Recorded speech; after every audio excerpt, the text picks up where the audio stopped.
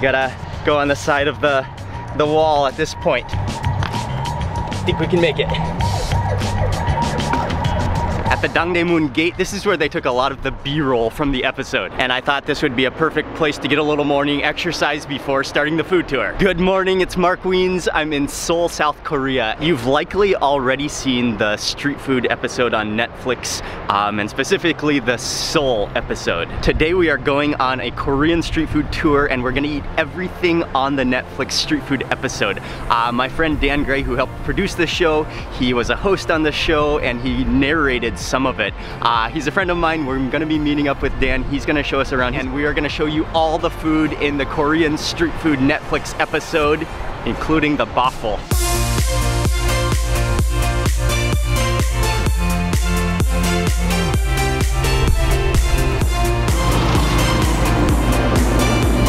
Just walking along the road towards the market and I just noticed this is the stall that was featured in the show. When they were talking about, it was B-roll I think, but when they were talking about the change of Korean food and the modernization of Korean food and snacks. That's the spot. Okay, we're almost to the market actually. And if you come by subway, you can get off right at Jongno 5 station, exit number 7, and that's the main entrance on the east side of the market. Even though it's often spelled with a G, it's more pronounced from what I understand like a K, Gwangjang Market. And then I also saw that they even do spell it with a K sometimes now. I've been to Gwangjang Market quite a few times on various trips to Seoul, to Korea, and it's just an amazing market. The steam is going up, the little piles of kimbap, the rice rolls, the sundae, like the giant tubes of blood sausage. It's an amazing market, such a good variety of different street food, but specifically today we're gonna eat everything from the episode, all of the different street foods, and what a beautiful market, what a beautiful market. We got here a little bit early, but we should be meeting up with Dan and some other friends, Jeffrey, very soon. It's like, I think it's right at 10 a.m. Not even all the stalls are open yet, so we're here early, we're in good time.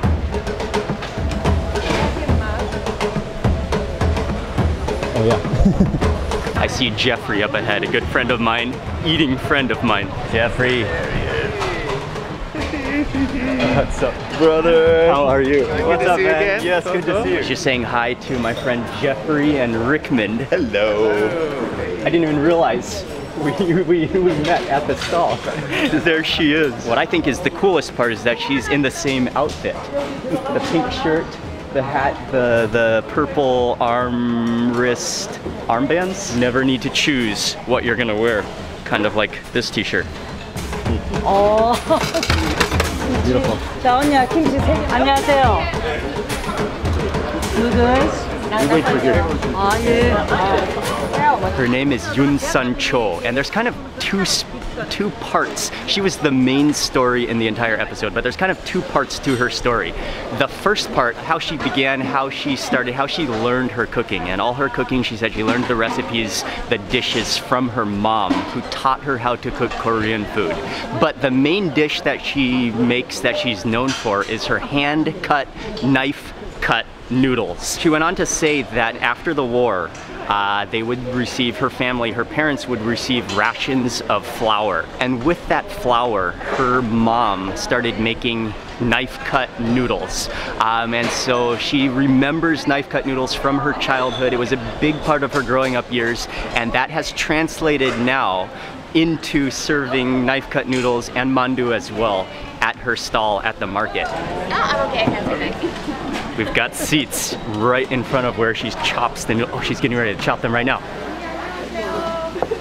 여기 반찬, 이쪽도 반찬, 뒤에도 반찬 나가야 될 것 같아요.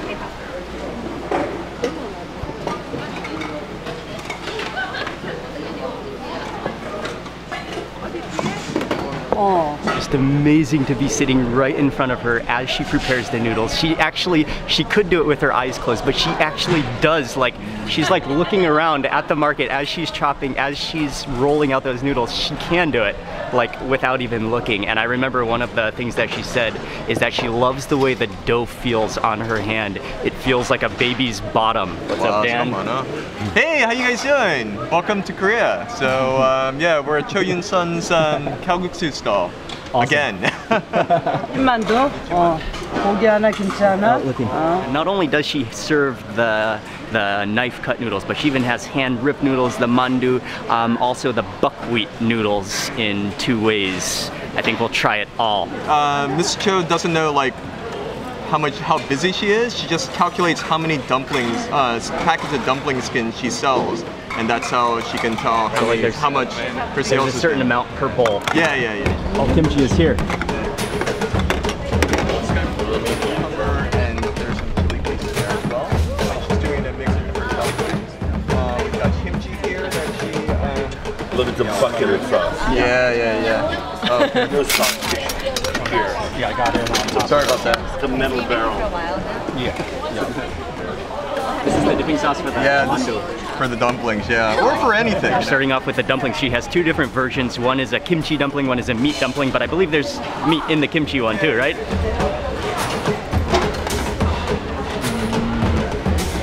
Oh, 너무 반갑고. One is the kimchi dumpling. Oh wow, that's delicious.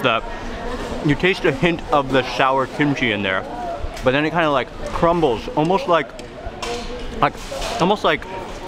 cottage cheese, sort of like just kind of, but like a dry cottage, just kind of like crumbles, and then wrapped up in that just perfect, slightly doughy noodle wrapper. Yeah.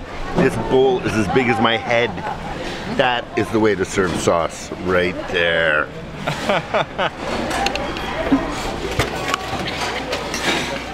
Okay, gonna try the meat dumpling next, and instead of doing a 1-biter, I'm gonna just bite half so that we can see the cross section.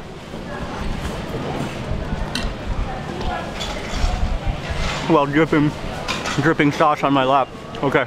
Oh wow, meat is good too. Oh no, man down, man down.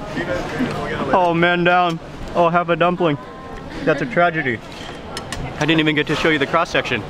Okay, but it has a little bit of a peppery flavor. Replacement. Oh. Coming on the side. Oh, look at that.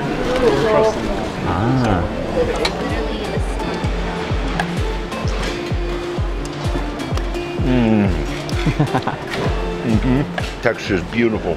I could eat that all day long. These are like seaweed noodles. They're transparent and kind of thick with spicy sauce with seaweed on top. You gotta really work with it. It's even hard with chopsticks. Spoon is a better option, but even then, you gotta take it to your mouth fast.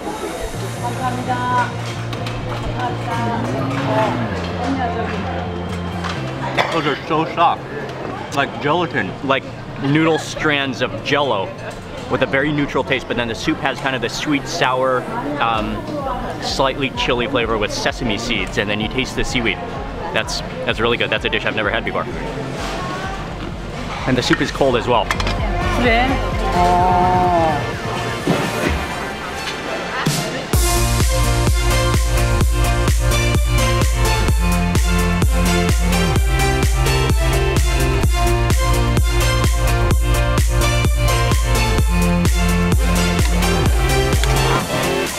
This is the main dish that was featured. Is it called kalguksu? Kalguksu, which are the knife cut noodles. There's nothing better than watching them being made, her preparing them fresh right before your eyes, right before your nose, and then just serving you the bowl of noodles.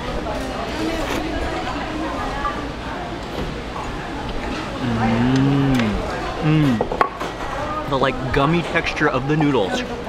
And then like, what's amazing is that the soup is light, flavorful at the same time. You taste the seaweed, you taste the quality, the freshness of those noodles. You can tell how they've been rolled out, how she's kneaded them, how she has just sliced them. I would call it a very soothing, very comforting bowl of noodles. I believe that the perfect accompaniment would be to chase it with a good bite of kimchi.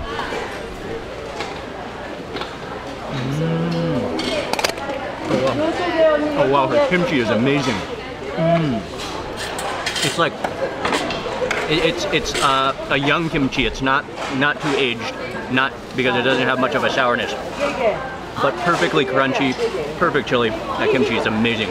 Genius, man. I just had to put the noodle into the bucket of soup. That's what you're supposed to do. Oh, that's what you're supposed to do. Yeah, you can add this stuff to that. I mean, this sauce is really good. Go for it. Yeah. But I think the dipping method that Jeffrey and Rickman were doing might be the best solution.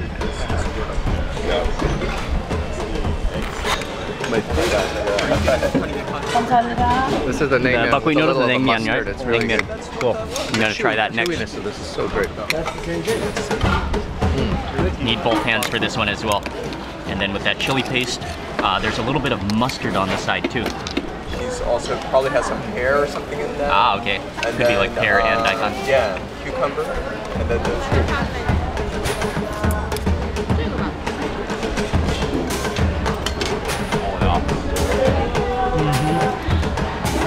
That elastic texture is just awesome. The chili paste, a little bit of mustard really bumps up the flavor too. Those are hot, dude. You never stopped anyone. No, I'll put it on that's next. a Winky. That's like a Winky. All right. Yes. Oh. Thank you, Jeffrey. Yeah. Good morning, Seoul. It's a little bit spicy. Actually, not so spicy, but really good flavor. Good crunch to those chilies. Yeah. Mark said they love that chewy, sort of bouncy. I'm like the chili master. Can make sure that there are no wimpy bites in this video. There we go. There we go. Now we're talking. There we go. Now we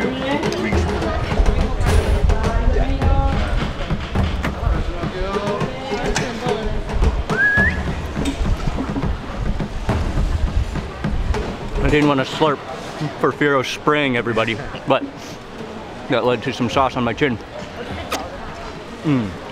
Oh, that's a good combination. And her kimchi is just outstanding. That's delicious, delicious kimchi. Great combination. All the dishes are really good, home cooked. Oh yeah, the second part of the story. Can I leave a tip? Okay.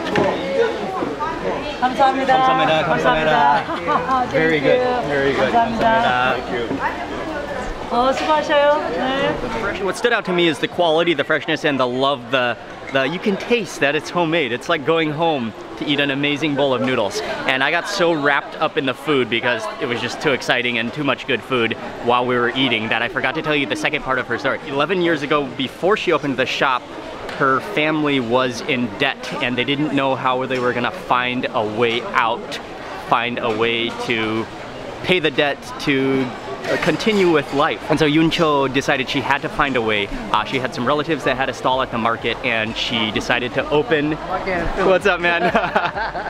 She decided to open a stall. When she took over a stall, they were selling sundae, but that didn't go so well. And then so eventually she decided to sell what she loved the best, which were the knife-cut noodles. Through her stall, through making what she loved to do, her knife-cut noodles, she was able to turn her entire family debt situation around into what she does today. Very special to have a chance to go there. She is awesome. She is cool. She was smiling. She's so friendly.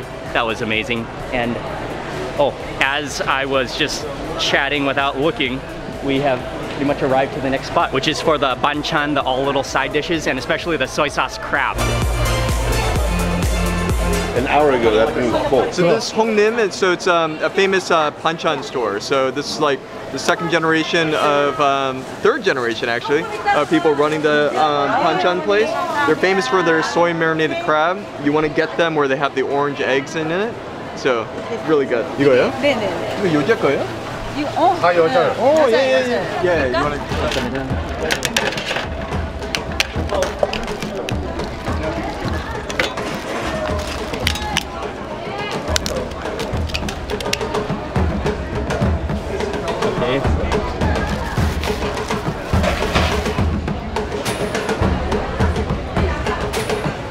They give you a glove.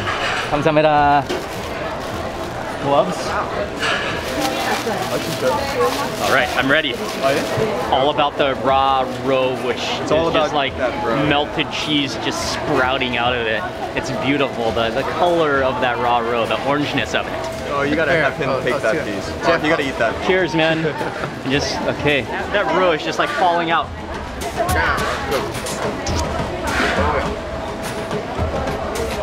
Oh, wow. Yeah, that is... that is the flavor, man. Insane. That is insane. Oh, that's so good. It literally is like melted ice cream, the roe. But then you've got the raw flesh as well that kind of has a like slimy texture to it. The marination, I know it's like marinated for at least 24 hours, maybe longer, in that soy sauce, slightly sweet mixture.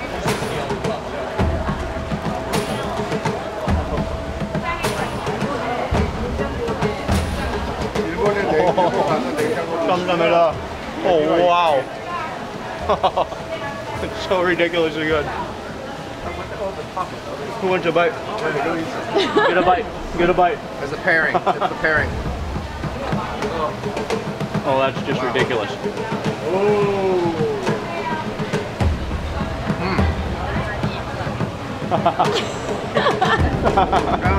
Melted, rich roe just coating the rice with that soy sauce, with those sesame seeds. Is it like a rice wine? Wow. Yeah. You bite down on the shell, the meat just squeezes out like toothpaste in your mouth. It's unbelievable.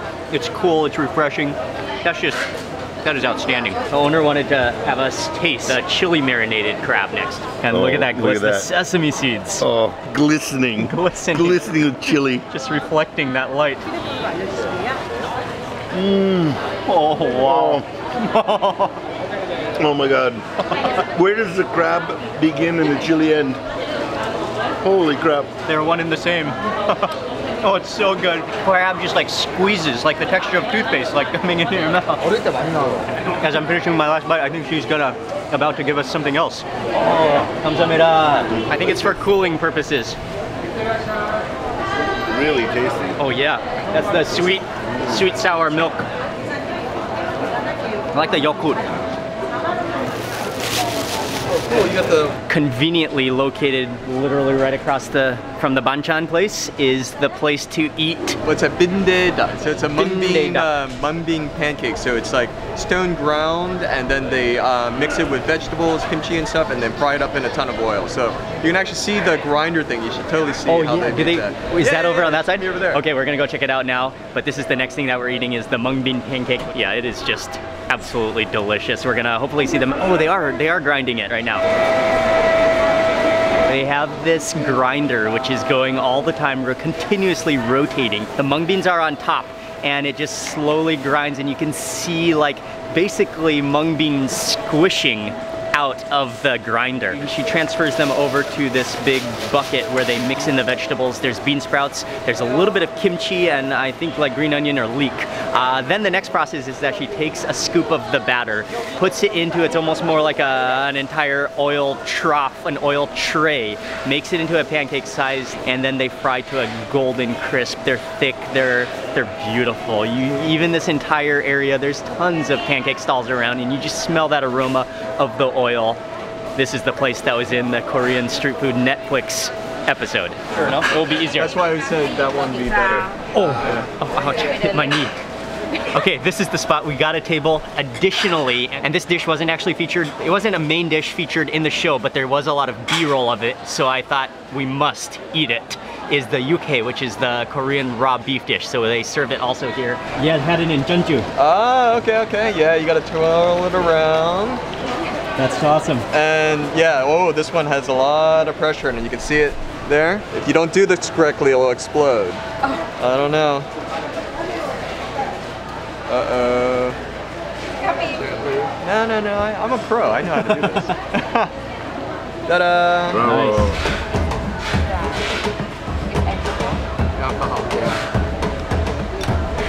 감사합니다. Mix it up. We're going in. I hear there's pear. Look at that. What's that all about? It's pear. Pear. Asian pear. It's gonna give that sweetness. Sesame seeds, beef.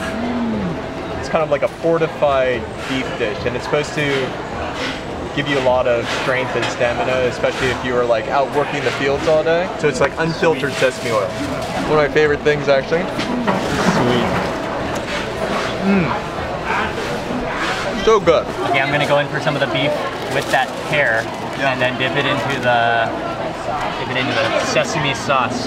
Yeah.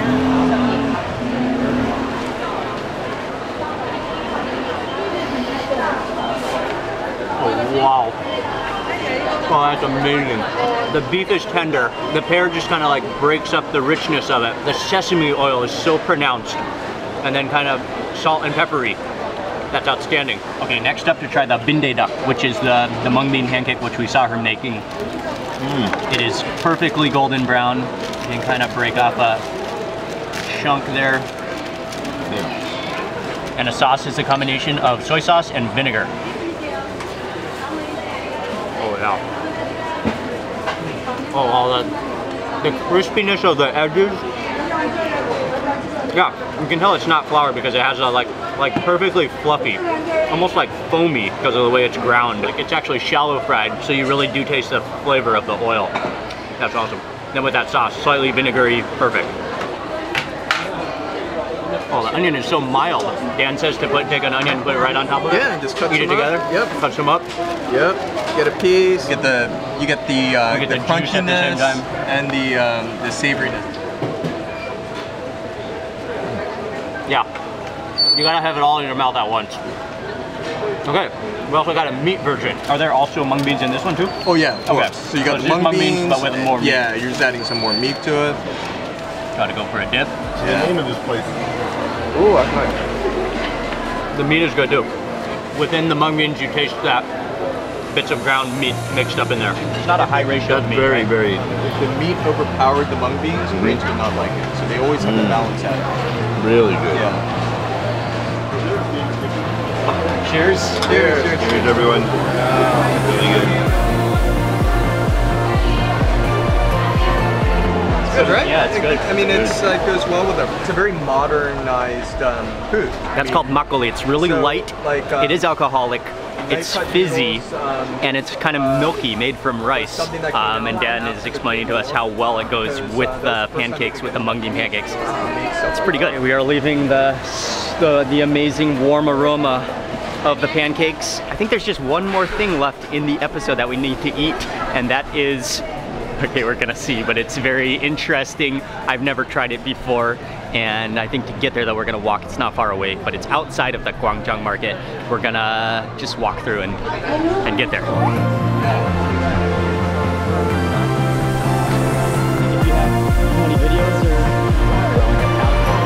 We are walking towards Dongdaemun. It's just about a 10-minute walk, and a nice walk. The sidewalk is nice, where we're gonna eat the next thing.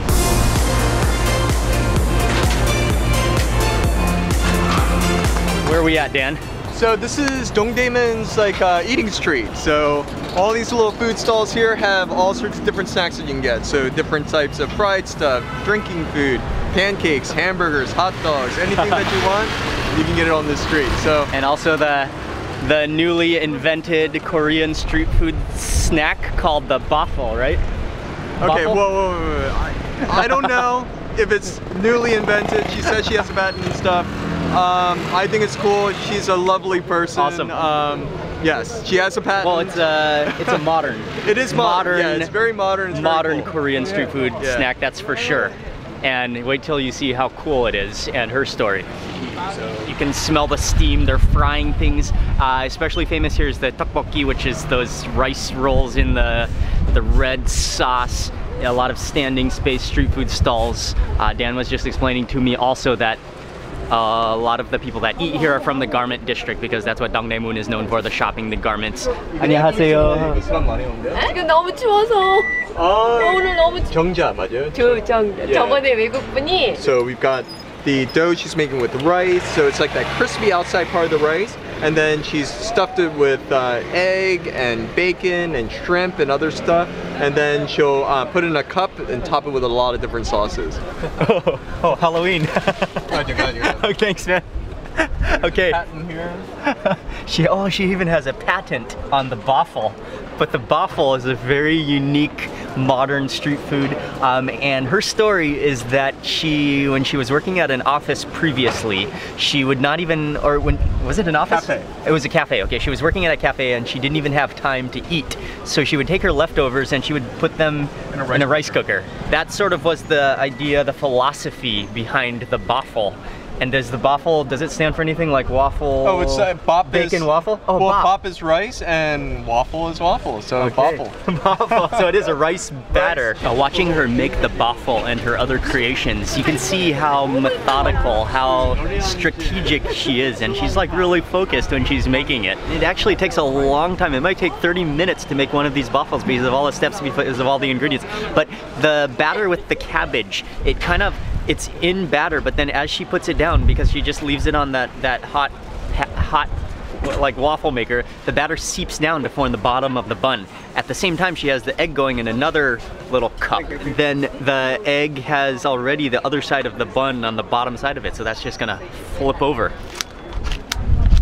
So you can see all that good stuff in there. So yeah, this was made because she was working at a little cafe and she wanted to eat something, and all she had was like Milk a rice sauce. cooker. This is a milk sauce that she just put on.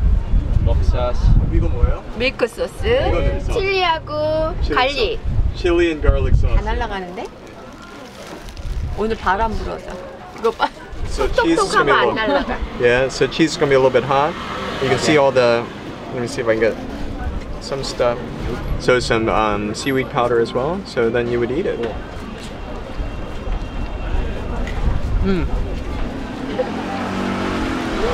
Yeah, dude. A little mix of everything, you know? You got the savoriness, you got the carb hit, you got the fishiness, there's a little bit of spice, a little bit of creaminess.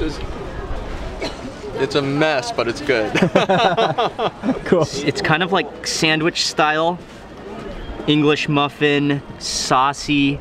There's that waffle batter on each side.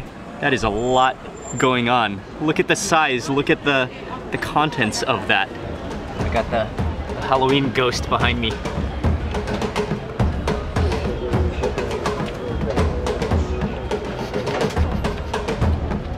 Oh wow.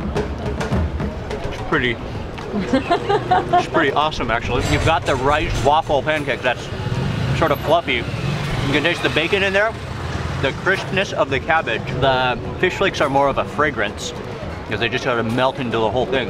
And then the egg. Ow.